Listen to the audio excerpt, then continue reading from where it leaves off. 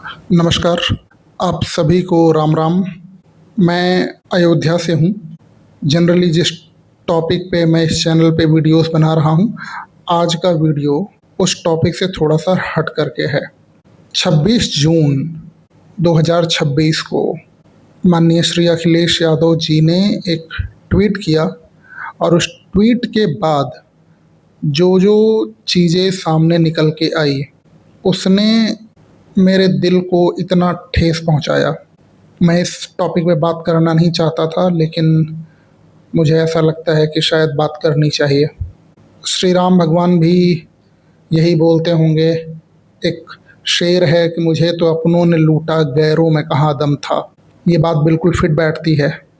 हम लोग ये कहते रहते हैं ना कि गजनी आया, गजनी ने इस देश के मंदिरों को न जाने कितनी कितनी बार, 21 बार या 11 बार, अलग अलग किंवदंतियाँ हैं। अब वो किंवदंतियाँ हैं या सच्चाई है, इस पे तो बहस हो सकती है, लेकिन आज जो बात सामने निकल कर के आई है कि ये जो श्री राम जन्मभूमि मंदिर में, जिसको अभी शुरू हुए महज कुछ साल ही हुए, कितने खुशी से हम लोगों ने इस मंदिर को बनवाया था। कितने सालों का संघर्ष, न जाने कितने लोगों ने अपने प्राण न्यौछावर कर दिए, न जाने कितने लोगों ने अपनी छातियों पर गोलियां खा ली। कितने कितने सालों तक।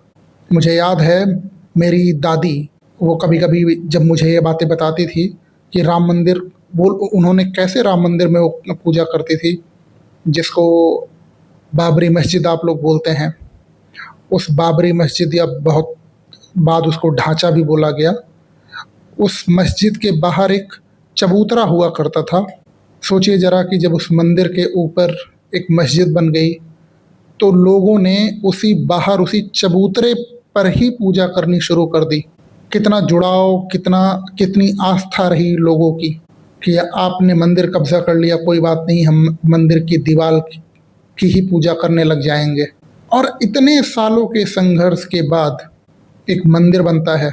सब कुछ कितना अच्छे तरीके से हो रहा होता है। हमारे देश के प्रधानमंत्री इस मंदिर की शिलान्यास करते हैं, इस मंदिर का उद्घाटन करते हैं, इस मंदिर का ध्वजारोहण करते हैं। लेकिन जो बात सामने निकल कर के आती है कि मंदिर के अपने कर्मचारियों ने ही, बोलना नहीं चाहिए, लेकिन राम भक्त का टीका लगाकर घूमने वाले लोगों ने ही राम मंदिर के से चोरी कर ली। जब ये बात मैं बोल रहा हूँ तो मेरा दिल कचोट जा रहा है। अंदर ही अंदर से मुझे ऐसा लग रहा है कि ये बुरा नहीं हुआ है, ये महापाप हुआ है, ये इतना बड़ा पाप है। और मुझे एक बात नहीं समझ में आती कि जो भी लोग इस चोरी में इन्वॉल्व हैं, आखिर उनका दिल माना कैसे इस काम को करने के लिए। मंदिर से पैसे चुरा चुरा के आपने घर बना लिए, आपने गाड़ियाँ खरीद ली, करोड़ों की प्रॉपर्टियाँ बना ली, और ये मंदिर का पैसा सिर्फ नीचे के कुछ 8-10 जो कर्मचारी हैं उन तक ही सीमित रह गया हो, ये बात थोड़ी सी पचती नहीं है। ये मामला इतना छोटा तो नहीं हो सकता। और इस मंदिर को मैनेज करने के लिए जो ऑटोनॉमस ट्रस्ट बनाया गया, श्री राम जन्मभूमि तीर्थ क्षेत्र ट्रस्ट, उसे ऑटोनॉमस बनाया गया कि उसमें सेंट्रल गवर्नमेंट या स्टेट गवर्नमेंट का कोई इंटरफेरेंस नहीं होगा। वो अपने सारे काम हैं वो खुद से मैनेज करेंगे। श्री राम जन्मभूमि तीर्थ क्षेत्र ट्रस्ट ये किसी भी तरीके से आरटीआई के अंदर नहीं आएगा। ये आखिर किया क्यों जा रहा था? इसके जो 15 सदस्यीय कमेटी जो बनाई गई, उस 15 सदस्यीय कमेटी में 10 मेंबर्स आपने परमानेंट नियुक्त किए, 5 आपने बोला कि नॉमिनेट किए जाएंगे। और जब आप उन मेंबर्स का बैकग्राउंड चेक करते हैं तो कहानी तो कुछ और ही निकल के आती है। तो सवाल ये निकल के आता है कि क्या सिर्फ ये पूरा का पूरा चोरी का ये जो कांड हुआ है, ये उन 8-10 लोगों तक ही सीमित है या किसी बड़े प्लेयर को बचाने की कोशिश की जा रही है? आखिर ये चंपत राय कौन है? उनका क्या रोल है? ऐसा कैसे हो सकता है कि इतनी बड़ी चोरी हो जाए, इतनी बड़ी चोरी हो जाए और ट्रस्ट के जनरल सेक्रेटरी को चूं तक भी ना हो, खबर तक भी ना हो। मंदिर के ट्रेजर से चोरी हो जाती है और मंदिर के ट्रेजरर को कोई खबर तक भी ना हो। ये बात समझ नहीं आती, ये बात पचती नहीं है, ये बात सोचने वाली है। उत्तर प्रदेश सरकार ने इतने सारे दबाव के बाद आखिर में एक एसआईटी बनाई और उस एसआईटी की रिपोर्ट अभी तक पब्लिश नहीं हुई है, लेकिन उस एसआईटी की रिपोर्ट के बेसिस पर 8 लोगों को गिरफ्तार किया गया और वो 8 लोग जिस तरीके से उनके लिंकेजेस देखने की जब कोशिश की जाती है तो एक बात तो बहुत साफ साफ समझ में आती है कि ये मैटर इतना छोटा नहीं है, ये बहुत बड़ा मैटर है और इस इतने बड़े मैटर को बहुत ज़्यादा दबाने की कोशिश की जा रही है और किसको बचाने की कोशिश की जा रही है। सबसे पहले तो ये समझते हैं कि आखिर ये पूरा का पूरा नेक्सस काम कैसे कर रहा था, और फिर से वही सवाल आएगा कि इस पूरे नेक्सस में क्या सच में ये 8 लोग मिलकर के ही इस पूरे कांड को अंजाम दे रहे थे।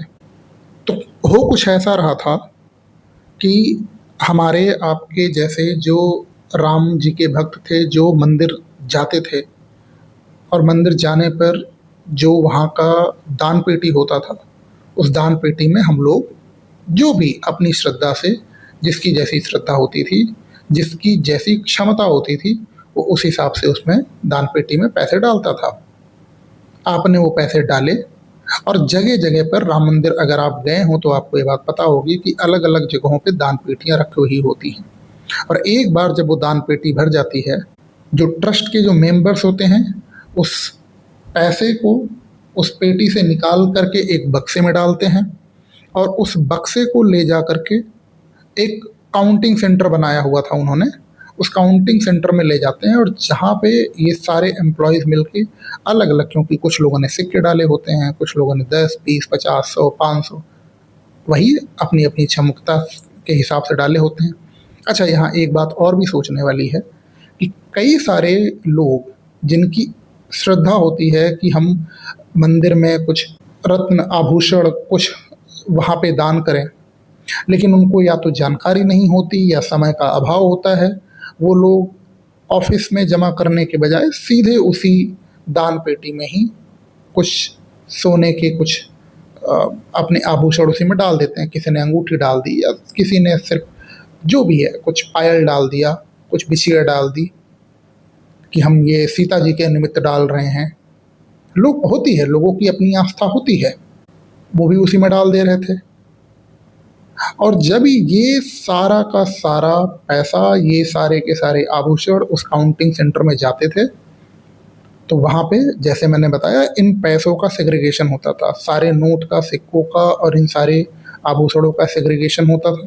और मॉडस ऑपरेंडी ये था कि इनको अलग करने के बाद हर एक नोट की पहले तो गड्डियाँ बनाई जाएंगी और उन गड्डियों का फिर बंडल बनाया जाएगा, 10-10 का बंडल बनाया जाएगा। चोरी का आलम तो देखिए, ये लोग क्या करते थे कि जो बड़े नोट होते थे इन्होंने उन्हीं को टारगेट किया, छोटे नोटों को टारगेट नहीं किया।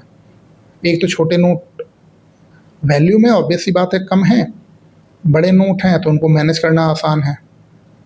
तो ये लोग क्या करते थे, इनका अपना जो टीमिंग करके ये पहले तो सीसीटीवी के फुटेज को ब्लॉक करते थे और उसके बाद जहाँ 500 की 10 बंडल 500 की गड्डियों के 10 बंडल रखने होते हैं, वहाँ पे ये लोग 12 से 13 बंडल डाल देते थे। और उसके बाद जब ये पैसों की जो बंडल बनती थी ये बैंक में जाने को होती थी, तो रास्ते में वो जो एक्स्ट्रा बंडल्स होते थे उनको ये लोग साफ कर देते थे। और जो आभूषण हैं सोने चांदी, उनका तो कहना ही क्या है, उसका तो कोई रिकॉर्ड ही नहीं है। तो ये पूरा का पूरा चोरी का सिस्टम कुछ इस तरीके से चल रहा था। और अभी आज 11 जुलाई है, आज ही मैंने ये न्यूज़पेपर में पढ़ा कि कुछ 50% से ज़्यादा एम्प्लॉयज़ जो काउंटिंग सेंटर में काम कर रहे थे उन्होंने रेजिग्नेशन दे दिया है।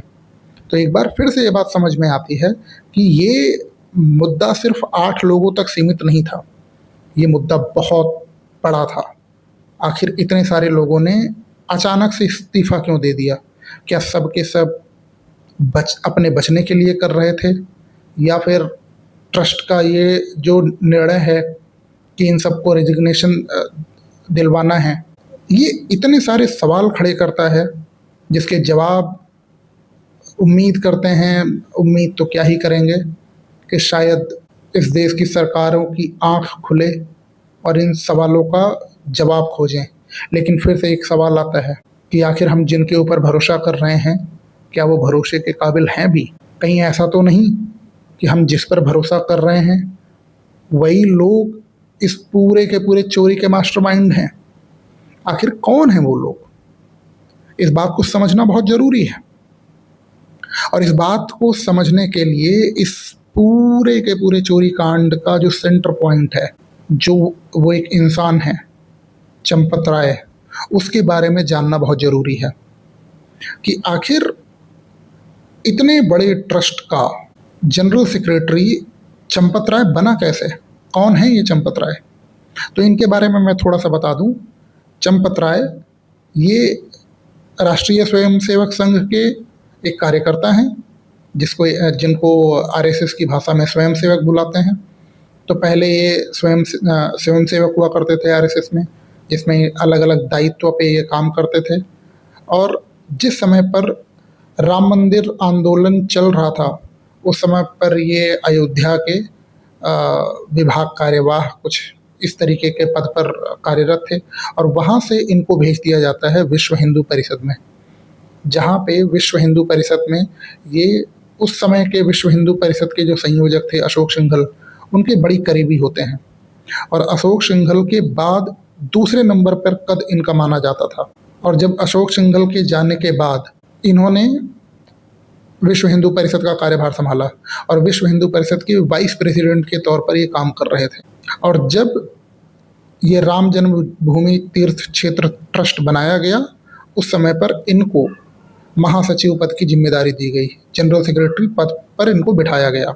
और इन्होंने रिक्रूटमेंट का कोई प्रोसेस नहीं अपनाया, सिर्फ भरोसे के दम पर या किस तरीके से अपने ड्राइवर को सारा का सारा फाइनेंस मैनेज करने के लिए, जिस आदमी को फाइनेंस की कोई नॉलेज नहीं है, टिन्नू यादव नाम तो आप लोगों ने सुन ही लिया होगा इतनी बार, उसको दे दिया। तो मतलब टिन्नू यादव जो कि महज एक ड्राइवर था चंपत राय का, वो इस पूरे के पूरे नेक्सस को मैनेज कर रहा था। अभी तक के जो जांच है उसमें यही बात सामने आ रही है। वास्तविकता क्या है वो तो आगे समझ में आएगा। तो एक बार फिर से ये बात सोचने वाली होती है कि आखिर इस मंदिर के सिस्टम को इतना लूज क्यों बनाया गया? इसके पहले ज़मीन के खरीद फरोख्त में क्या घोटाले हुए, उस पर मैं चर्चा नहीं करना चाहता हूँ। वो भी बड़ी कमाल की बात थी कि 2 करोड़ की ज़मीन कैसे महज 10 मिनट के अंदर 18 करोड़ में बिक जाती है। आखिर ये जो पैसे बन रहे थे, ये पैसे जा कहाँ रहे थे? और बहुत से ऐसे आभूषण थे, बहुत से ऐसे जैसे वो राम मंदिर में ना होकर के, राम मंदिर के ऑफिस में ना होकर के कारसेवकपुरम में रखे हुए होते थे। किसके आदेश से ये सब चीज़ें चल रही थी? इस बात पे सवाल तो उठेंगे और इस सवाल का जवाब देना होगा। और इस सवाल का जवाब किसी और को नहीं, इस देश के प्रधानमंत्री को देना होगा। क्योंकि जब इस मंदिर का उद्घाटन हो रहा था, तो इस मंदिर का उद्घाटन प्रधानमंत्री जी आपने किया था। इस मंदिर के शिलान्यास में आप ही थे और इस मंदिर के कंप्लीट होने पर जब ध्वजारोहण का कार्यक्रम था तब भी आप ही थे। तो अगर क्रेडिट आपको लेना है, इस मंदिर के निर्माण का क्रेडिट अगर आपको लेना है, तो आज ये जो कुछ भी हुआ इसकी जिम्मेदारी भी आपको ही लेनी होगी।